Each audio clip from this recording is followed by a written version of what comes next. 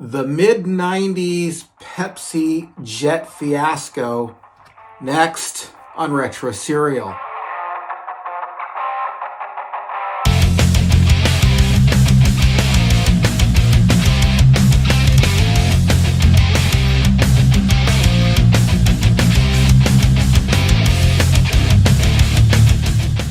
Hey everyone, welcome to Retro Serial. I'm your host, Ian C. I'm glad you could be joining me today. On today's program, we're going to be talking about the mid-90s Pepsi Jet fiasco. I recently ran across a documentary series on Netflix called Hey Pepsi, Where's My Jet?, in which they detail an offer that Pepsi made to give people a jet for certain Pepsi points. But I'm getting ahead of myself. We're going to get into all those details today on the program. And maybe you even remember seeing those commercials and hearing about that fiasco. If you do, please leave it in the comments below. But before we get to today's program, please do me the honor of hitting that like button, hitting the subscribe button, and share it on your favorite social media. Those three things right there are 100% free for you to do, and they mean the world to me here at Retro Serial. If you want to go a step beyond that and you want to know when these things are released so you don't miss an episode, hit the bell notification. And if you want to donate some of your hard-earned cash to what we're doing here, we have ways that you can do that as well. You can follow the links below to our Patreon page, where you'll find two levels of support: the Cornflake Club and the Honeycomb Hideout. Also, if you just want to give a one-time donation, you're welcome to do that on our Venmo page at Singularity Productions. At Singularity_Productions. That's what I meant. All right, with all that said and out of the way, let's get to our program. In the mid-90s, Pepsi introduced a rewards program. You may remember this, where you could redeem Pepsi points for certain products. You got Pepsi points by buying Pepsi, and you would peel off the label on the outside, and so many points got you so many things out of this catalog that they had. So it was like, 20 points will get you a pair of sunglasses, so on and so forth. And they were offering sunglasses, hats, coats, jackets, those kind of things.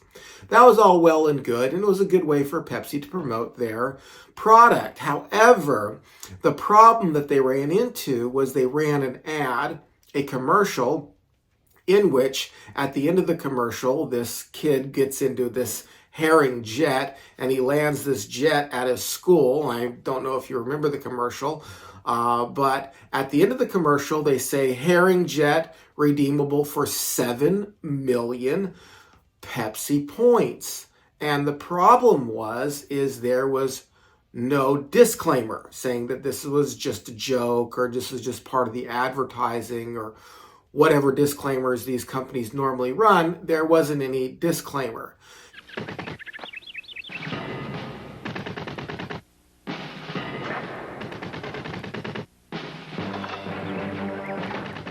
Introducing the new Pepsi Stuff Catalog.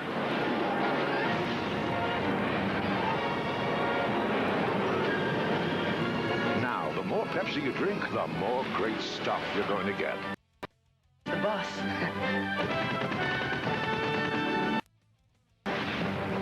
And so a man, or a young man at that time by the name of John Leonard, decided that he was going to try to actually get this jet.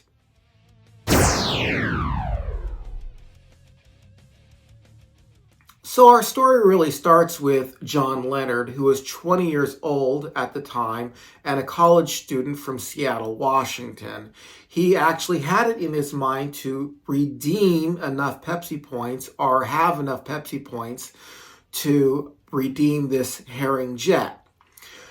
And at the very beginning, he had the notion that he was going to drink enough Pepsi to do this, him and his family and whatever friends he could enlist. But he quickly realized that that was a bit of a fool's errand, and that he would never be able to drink 7 million cans worth of Pepsi to end up with 7 million points to redeem this herring jet. And so what he decided to do was enlist a financial backer. Now, he enlisted the help of a guy by the name of Todd Hoffman. Todd Hoffman and him became friends previously because they were on a mountain climbing expedition in which John Leonard was a junior tour guide. And these two spent a considerable amount of time together in a tent, and they got to know each other and became really good friends. And they're actually friends to this day. So Todd Hoffman, being a man of some means, was willing to help John out, but he wanted a business plan. Now, John had never written a business plan before, but he went ahead and put his head to the project, and he came up with a business plan. He talked about how much Pepsi they would have to buy, where they would store all this Pepsi, and he had all these things arranged in his mind. And he said that they could make money off this herring jet because they could take it to air shows, and so this was going to be a profitable venture for Todd as well as for him. And Todd was on board, except one problem: they didn't have an exit strategy. So basically, Todd said, this is great. You've got all this worked out. This is how much Pepsi we're going to have to buy. This is how much it's going to cost to rent all these storage sheds. That's awesome. But what if we get to like 6 million Pepsi points and Pepsi stops the offer? What are we going to do? And John did not have a great exit strategy. And at that point, he seemed to kind of give up on the project, at least for a little bit, but he was still racking his brain. And then the solution came to him. He looked inside the catalog and for the Pepsi products that you could redeem and get. And at the very back of the catalog, what he discovered was that you could buy Pepsi points. And for $700,000, you could buy 7 million Pepsi points to get the herring jet. And the herring jet, by the way, was worth 30 million. So it was definitely a good investment for them to get. And so he went back to John with this new discovery. And so they said, yeah, let's do it. John wrote him out the cashier's check. They put it in the mail to Pepsi saying, we want to buy 7 million points for the $700,000, and we want to redeem the jet.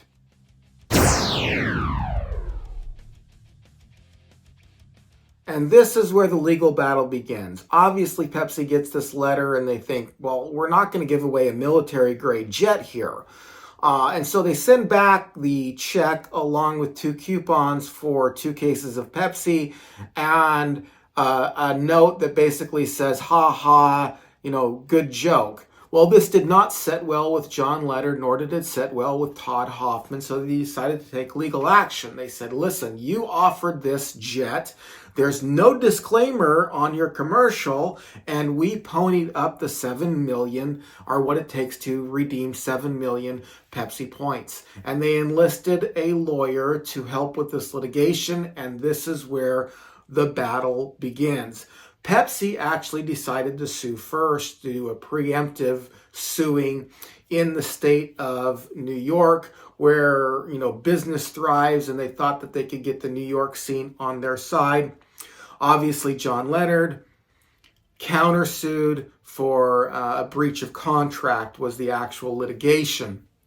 Was this a breach of contract? Did Pepsi offer something that they were ultimately reneging on? Well, of course, litigations happen through letters first, and time was on Pepsi's side. And so their lawyer would write them, and then 3 weeks would pass, and then finally they would get a letter back, and then they would write them a letter, and they were just trying to drag their feet because, again, time was more on Pepsi's side than it was on John Leonard or Todd's side. And so eventually what happened was Pepsi decided to make an offer. They didn't want this going to the media, which was already starting to go to the media. John Leonard was on different talk shows talking about how Pepsi owes them a jet. And they didn't want this going to the media. And so what they did was they decided to make an offer. So they flew John and Todd in, and they made an offer, and it was under $1 million. But what they said was they could probably negotiate up to $1 million. And at that point, John had a decision to make. Well, John and Todd both did, but Todd basically said to John, "I'm your financial backer. Whatever you decide, that's what we're going to do." And John responded by saying, "I don't want the money. I actually want the jet." So they turned down Pepsi's offer to settle out of court, which means obviously that they were going to court. And they wanted kind of more of a heavy name, because although Larry Shantz was a good litigation lawyer, he wasn't an argue in court kind of lawyer. So they enlisted Michael, and I'm going to mess this name up, but his name's Aventi. Michael Aventi. I'm sorry if I've messed that name up. I'm not good with names. If you're a fan of the program, you know that I'm not good with names. So, but it's Michael Aventi. Yes, that same Michael Aventi who represented Stormy Daniels against Donald Trump.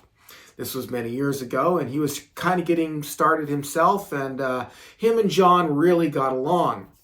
However, they needed to build a case against Pepsi, and they had a pretty good case against Pepsi, in my opinion. So here was their case. Here's what happened. Here's what ended up going down. Pepsi had previously ran this ad in Canada, and in the Canadian ad, they had a disclaimer. The other, which is kind of an admission of guilt. It's kind of like, okay, well, you in Canada you ran the ad and you had a disclaimer at the end of the commercial. Why didn't you do it in America?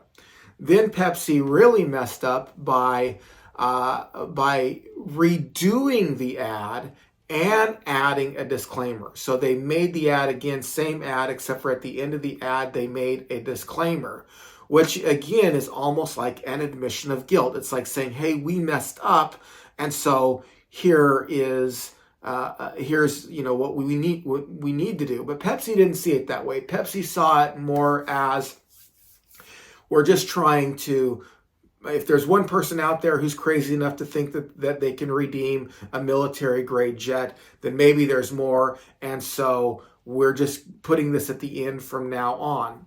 And they actually changed the ad a few times, but I won't mention it here. You can watch the documentary series on Netflix if you're interested in more details. However, the other piece of this argument that they were going to bring to court of their case was that Pepsi had a history of not delivering on things that they offered. And this is a sad fact, but in 1992 in the Philippines, they had numbers under caps, and if you had a certain number, then you could win 1 million pesos.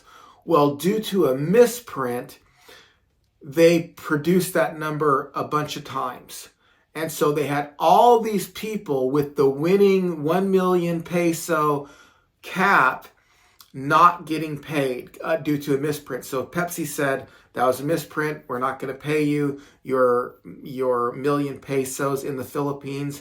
And there were riots in which 5 people unfortunately died. At least 5 people unfortunately died in these riots. And so this was kind of their legal strategy. They had already defaulted on prizes before. They ran the ad in Canada, in which they did have a disclaimer at the end of that ad, and then they changed the ad in America to add a disclaimer, and they thought this was great. However, Michael Aventi wanted to do some kind of things that were a little bit slimy. And I'll leave that up to you whether or not to judge if it was slimy or not. They wanted to, they were going to tell Pepsi, like, if you don't deliver this, we're going to start running these ads with, Filipino people throwing Molotov cocktails and ads saying Pepsi deceiving a generation and things like that. And this made Todd, the financial backer, very uncomfortable. He didn't want to do a smear campaign. He wanted to run it kind of clean. And he thought that he had a good enough case without resorting to that level of tactics. And so John had to make the choice of whether or not he was going to go with Michael or whether or not he was going to go with Todd. And Todd won the day with that because him and Todd were actually very good friends. And so they dismissed Michael from being their lawyer. And this brings us to the final stage, and that is the result.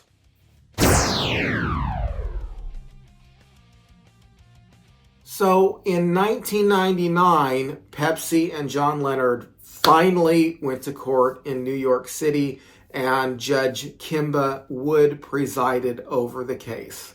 Now, I don't know if you think this is fortunate or unfortunate.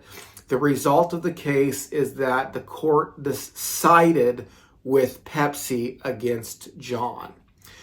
And I kind of feel bad for John in a way. I mean, I don't think this was just a litigation, kind of a cash grab, make a claim on this and get money back, because he turned down money and he really wanted that jet. And his business plan included how he would make money on this jet. They were going to take it to air shows and different things like that, do advertising. He had this all planned out. So he really wanted the jet. It wasn't just like he was a sue-happy kid who was looking any way to get money, because again, he turned down money and he had a legitimate way that he wanted to make money off of having this jet. So I feel bad for Leonard in one way, but I also can see the court's reasoning. And here was the court's reasoning. They basically said everything about this was satire. Everything about this was a joke. First of all, you have a high school kid flying a military-grade jet. That's just inconceivable. It's not possible. It's not going to happen. The second thing is this kid flies his jet to school. Like, is a kid really going to fly a jet to school and then land it at school? Is there going to be a place for them to land it at school? And in order for there to be a breach of contract, there has to be a legitimate contract, not something that's a joke. And so the court said this was obviously a joke. Pepsi didn't have to put a disclaimer at the end of it. Everything in this ad was a joke. And only somebody who's a tad delusional would think this is an actual offer. And so Pepsi sided with, or the court sided with Pepsi. And I get it to a degree. I can see both sides. I feel bad for John. But I also think, how's Pepsi going to buy a jet, a military-grade jet? And that was actually one of the problems, because you couldn't have a military-grade jet unless you stripped it of all, like, the missiles and everything like that. So even Pepsi getting their hands on a military-grade jet in order to give that to them is a little bit difficult for them to do. But, it's just like, well, do I have to say everything's a joke? I mean, can you not tell that when I'm joking, I'm joking? And that's kind of how Pepsi felt about it. This was obviously meant to be a joke. They didn't think anybody was legitimately going to take them up on the offer. But that doesn't mean that Pepsi didn't blunder. I mean, obviously they changed the ad, and obviously they ran the ad with a disclaimer in Canada. And so I can see it on both sides. So that's the end of the case. That's how it went down. I hope you enjoyed this video. What do you think about the outcome of this case? Have you watched the documentary series? Do you remember the Pepsi Reward program? Do you remember that commercial? If you do, then please mention all these in the comments below. I'd love to hear your opinion on this whole thing. And please don't forget to like, comment, subscribe, and share on your favorite social media. That's free for you to do, and it means the world for us here at Retro Serial. Thanks for watching Retro Serial. I've been your host, Ian C. Until next time, stay safe and stay retro.